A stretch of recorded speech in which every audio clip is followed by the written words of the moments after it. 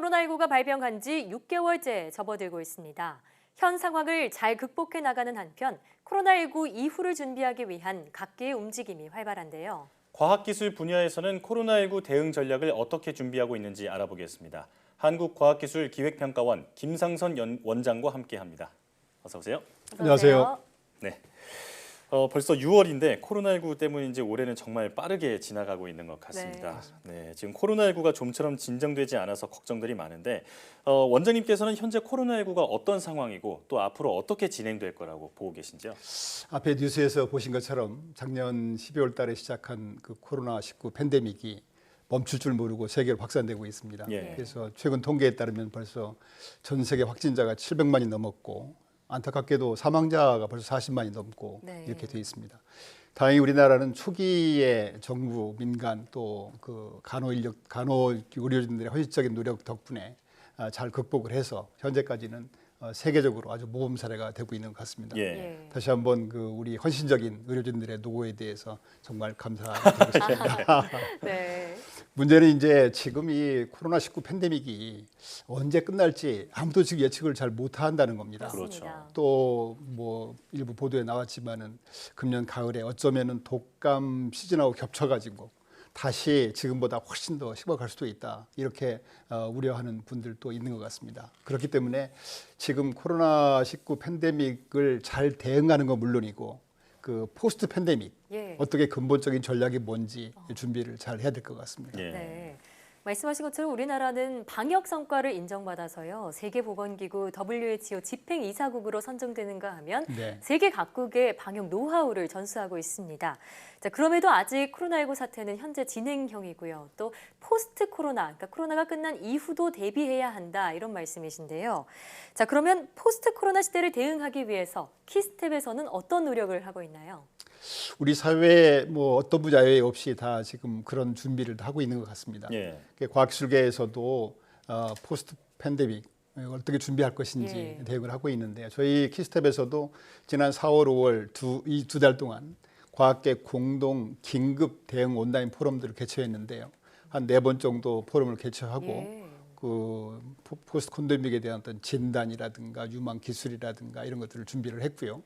아마 그동안에 수렴된 의견을 바탕으로 해서 6월 17일 날 그 과학기술정보통신부 과학기술혁신본부 주관으로 해서 포스트 코비드 19 과학기술 전략 방향에 대해서 발표를 하고 각계 의견을 수렴해서 확정될 그런 계획으로 되어 있습니다. 예. 사실 코로나가 시작된 이후에 우리 삶이 많이 바뀌었잖아요. 네, 재택근무도 이제 많이 일반화됐고 그리고 심지어 면접도 온라인으로 보고 하는 식으로 이제 생활이 많이 바뀌었는데 그렇습니다. 포스트 코로나 시대엔 어떤 변화들이 우리 사회를 주도하게 될지 궁금하거든요.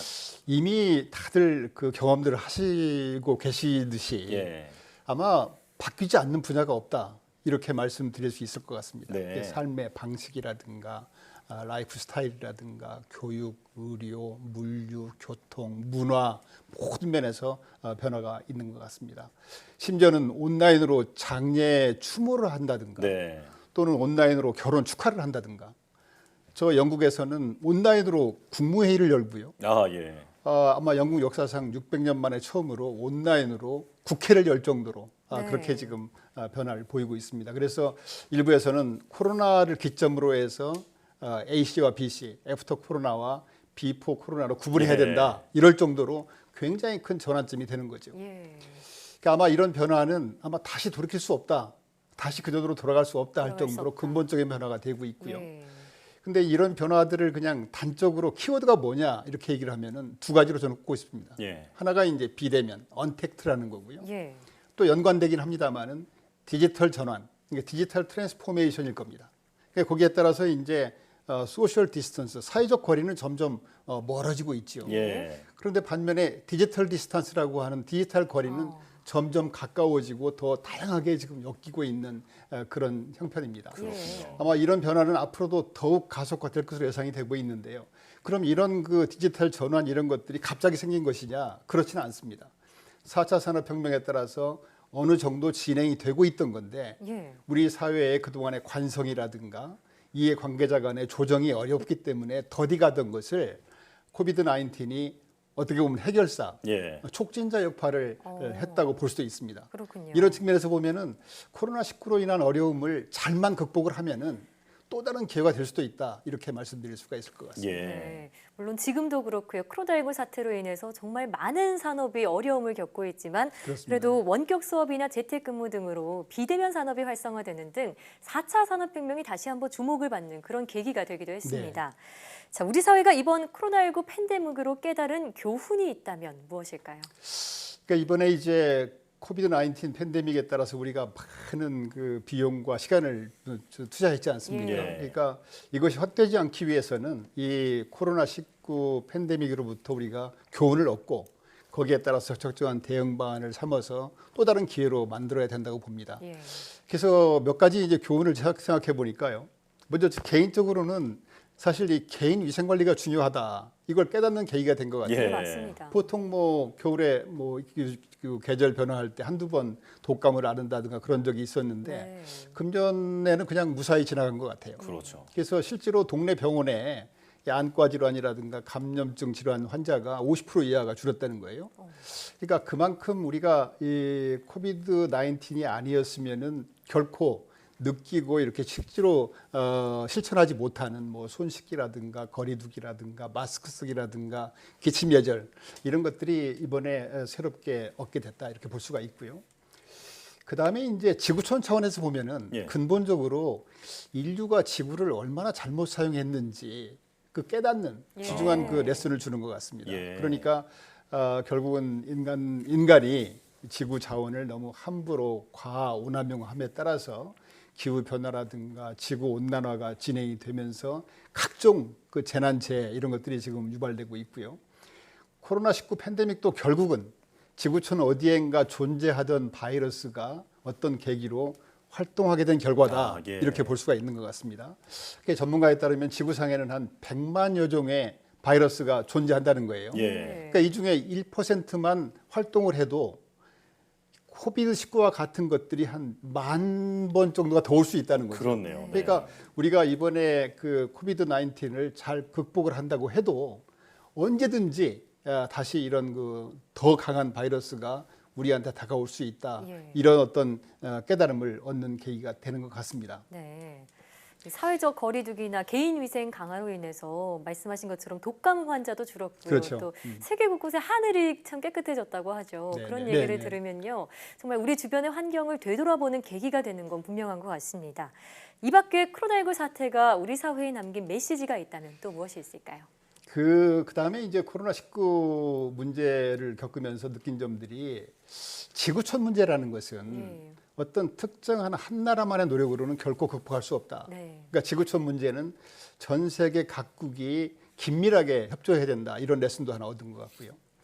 그다음에 세계 경제를 가만히 보시면 그동안에 그 잘된 분업화 협조 쪽에서 소위 말해서 그 글로벌 밸류 체인 예. 이것이 잘 작동이 됐었죠. 근데 이번에 뭐 우리 그 와이어링 하네스라고 하나요? 그 연초에 자동차 부품 같은 것들이 공급이 안 돼서 글로벌 완성차 업계들이 중단한 그렇죠. 그런 사례가 있듯이 글로벌 밸류 체인이라는 게 언제든지 깨질 수 있는 굉장히 불안전한 거구나. 이런 것도 아마 중요한 깨달음으로 보고 있습니다. 예. 그런가 하면 이제 국내 상황을 보면은 이 정부의 역할 또 투명한 정보 공개 이런 것들이 얼마나 중요한지 또 전 국민이 자발적으로 참여하는 그런 것들이란가 또는 의료인들이 얼마나 헌신적으로 희생하는 거요. 이런 것들이 얼마나 중요한지를 다시 한번 그 깨닫는 계기가 된 것 네. 같습니다. 예. 정말 감사하는 계기가 되고요. 예. 마지막으로는 이제 이게 그 언택트 디지털 트랜스포메이션이 자꾸 발전이 됨에 따라서 문제가 생기는 것이 이 소득이 없는 분들이라든가 조금 디지털 ICT 쪽에 약한 분들, 나이 드신 분들의 어떤 디지털 디바이드 문제, 예, 디지털 정보 격차 격차 문제가 문제라든가 있었죠. 또는 각종 그 정보 보안 문제, 예. 이렇게 정보가 뚫리는 시큐리티 문제가 있지 않습니까? 그런 것들이 얼마나 잘 대응할 필요성이 있다. 이런 것들도 좀 중요한 이슈고요. 또 한 가지는 이제 각종 가짜 뉴스, 오직하면은 뭐 인포메이션하고 그 에피데믹하고 결합해서 인포데믹이라고 하지 그렇죠. 않습니까? 네. 이런 문제에 대해서도 우리가 중점적으로 대응을 해야 된다. 이런 것들을 깨닫게 된 것도 굉장히 중요한 레슨이라고 생각이 됩니다. 네, 말씀해주신 이 코로나19로 인한 어떤 그 교훈을 우리가 원동력으로 삼아서 또 새로운 발전을 이뤄냈으면 좋겠는데, 자, 앞서 말씀하셨듯이 이 포스트 코로나의 이제 삶이 이전과는 완전히 달라질 것이다 이렇게 말씀하셨잖아요. 네. 그렇다면 포스트 코로나 과학기술 전략은 어떨지 궁금한데요. 말씀해 주시죠. 국가과학기술은 사실은 긴 호흡에서 지속적으로 안정적으로 지원해야 됩니다. 물론 그렇지만 이번에 그 코로나19 팬데믹에 따라서 여건 변화에 따라서 어떻게 또 대응할 것인가 예. 그런 부분도 잘 반영해야 된다고 생각이 되는데요. 예. 첫 번째로는 아마 제가 볼 때는 이제 그 단기적으로 아까도 뉴스에 나와 있습니다만은 기업들이 이제 이런 어려움을 겪으면서 연구 인력을 줄인다든가 연구 개발비를 삭감한다든가 이럴 수 있지 않습니까? 예. 그런데 이제 이 회복기에 다시 회복하기 위해서는 쉽지가 않아요. 소시 회복력을 예. 강화시키기 위해서는 그래서 정부에서 기업들이 연구 인력을 유지한다든가 연구 역량을 유지할 수 있도록 정부가 국가 연구 개발비의 사용의 유연성이라든가 이런 걸 통해서 민간 연구 활동을 지원해야 된다 이렇게 보고 있고요. 예. 두 번째는 이번에 이제 전 세계적으로 참 모범 사례로 입증이 된 것들이 K 진단, K 방역 시스템 이런 예. 것들이지 않습니까? 이런 것들을 보다 체계화, 표준화, 과학화시켜야 되겠다. 이런 걸 통해서 아까도 말씀드린 것처럼 하반기에 다시 올지 모르는 2차 유행기라든가 예. 또는 또 다른 어떤 감염병이 왔을 때 우리가 이번에 잘 세팅이 돼 있으면 네. 뭐 잘 대응할 수 있지 않겠습니까? 그렇죠. 네, 그런 대응도 되고 동시에 이제 이런 지구촌 문제에 대해서 우리가 우리의 경험을 지구촌과 나눔으로써 예. 글로벌 어떤 그 리더 역할을 할 수 있는 지구촌 문제 해결에 기여하는 글로벌의 우뚝 선 대한민국의 역할도 할 수가 있고요. 그런 부분도 굉장히 중요하다 볼 수 있고요. 세 번째가 이제 바이오 헬스 분야입니다. K 바이오 헬스 분야가 사실은 정부에서 이제 역점을 두는 3대 분야 중에 하나예요. 네. 그 시스템 반도체라든가 자율 자동차라든가 또 이런 그 바이오 헬스. 그러니까 이번 기회에 바이오 헬스 분야를 보다 더 중점적으로 전략적으로 추진함으로 해서 이것이 이제 우리가 반도체를 이은 미래 성장 동력으로 좀 키우는 예. 그런 계기가 됐으면 좋겠다는 거고요. 세 번째는 이제 그 비대면 관련 기술, 그러니까 그 비대면 또는 디지털 트랜스포메이션 이쪽에 이제 핵심 기술을 개발한다든가 또 실용화 시범 사업이라든가 이런 것들은 보통 기술이 있어도 각종 법 규제 뭐 이런 것들이 문제가 되기 때문에 네. 법 규제를 완화시켜 준다든가 또 관련 생태계를 조성한다든가 이런 것들을 중점적으로 지원함으로 해서 디지털 전환을 가속화해야 되겠다. 예. 참고로 이 언택트나 디지털 트랜스포메이션 이런 분야는 국경이 없어요.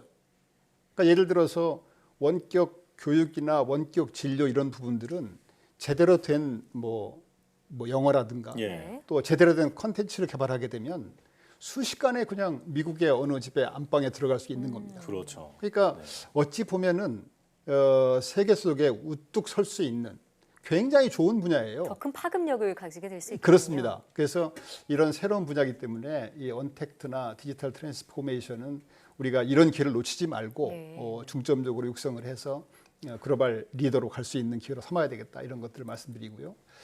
다음에 그 디지털 전환됨에 따라서 아까도 말씀드린 것처럼 각종 디지털 격차 문제라든가 또 정보 보안 문제.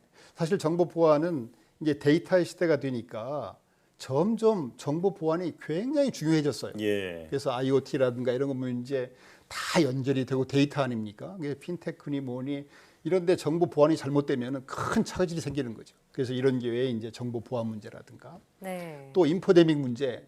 이 코비드19 초기에 왜 그런 말씀 들어보셨죠? 왜 영국에서 그 이게 5G가 그 코비드19 팬데믹을 가져왔다 그래가지고 5G를 뭐 시설을 막 파괴한다든가. 예. 그런 사례가 있었죠. 또 우리 어디 저 성남에 있는 어떤 교회에서는 왜 소금물을 뿌리면 예. 이게 죽는다고 그래가지고 그러니까 그런 어떤 가짜 뉴스.